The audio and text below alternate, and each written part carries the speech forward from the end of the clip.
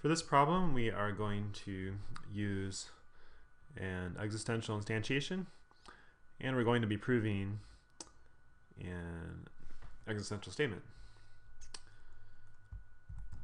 So in this problem, all variables range over z, the set of all integers, and we're doing part A. Prove that if a divides b and a divides c, then a divides b plus c. Now, one way to visualize this would be to sort of think of these values in a number line, and I could draw a segment of length b, and the fact that a divides b would mean that you can sort of divide this evenly into pieces of length a. So maybe let's suppose that that a is this big, and so there are 3 a's in b.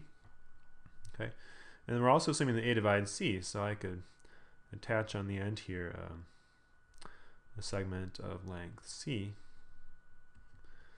and maybe a goes twice into c, and then you can see that well, this entire segment here is going to have length b plus c, and a certainly divides evenly into that as well. So there's some sort of visual intuition for why this ought to be true. Let's figure out the logic. So the first step would be to take this conditional goal and move the antecedent over, and there's an and there, so we get two givens actually, and our goal. And then we have three sort of this divides that statements, and we can write out all those definitions. So a divides b means that there exists some integer r such that ar equals b. Right. And then same thing for a divides c, but you notice that I'm being careful to use a different sort of dummy variable here. I'm using s because this s may be different from that r up there. And t, rs and t is what I'll use for my integers. Okay, let's do some existential instantiation so we can have some actual integers to work with. So we'll call this r naught. So there's an r naught in the integers for which a r naught equals b, and there's also an s naught in z such that a s naught equals c. All right. And to prove this existential statement, we need to actually find some integer t such that at equals b plus c. And to make b plus c appear, probably be a good idea to add these two equations. Okay. When we do that, we get that, and then that left side is sort of crying out to have an a factored out from it. So we get that when we factor out the a, and now we see what t should be, right? It should be that r naught plus s naught, and so we just have to make sure that that t is actually an integer. And it sure is, because r naught and s naught are both integers, and we know one thing about integers, and that is that when you add two of them, you get another one. So r naught plus s naught's in z, and we're done. This being in z together with a times that thing equaling b plus c says that we have a t that works. Okay. So let's write this down.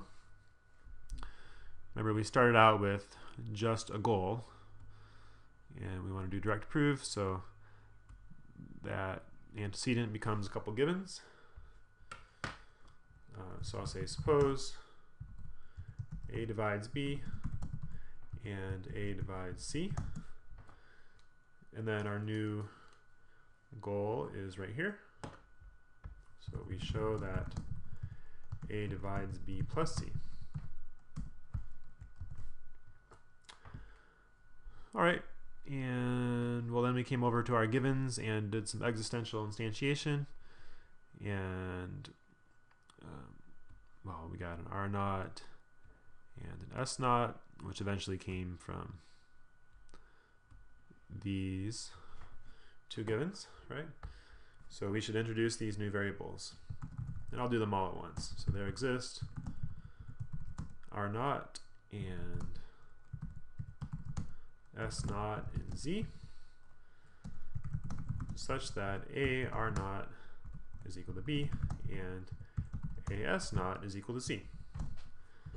And that's just by the definition of this divide symbol, right? Together with some existential instantiation. And once we had all that, then we decided to figure out what t should be, so we added together these equations to arrive at this one, and then did some algebra, and eventually we figured out that a times r naught plus s naught, which of course is equal to that, is equal to b plus c. Okay. So I can write a little chain of equalities here, say therefore, we'll give this its own line, I suppose.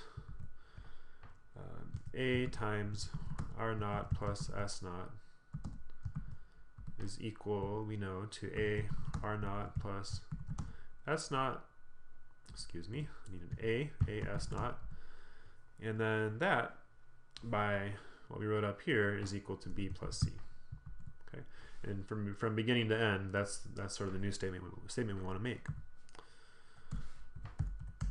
And so, in conclusion, we want to say that, okay, because we have r naught plus s naught in z, and because it plays the role that t is supposed to, we have this definition of our goal, right? That a divides b plus c. So I just need to write that because, oops, try that again.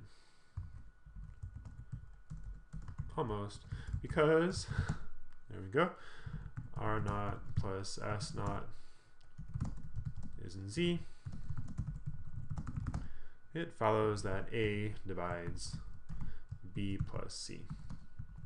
Okay. And r naught plus s naught is in z, that's just a property of the integers.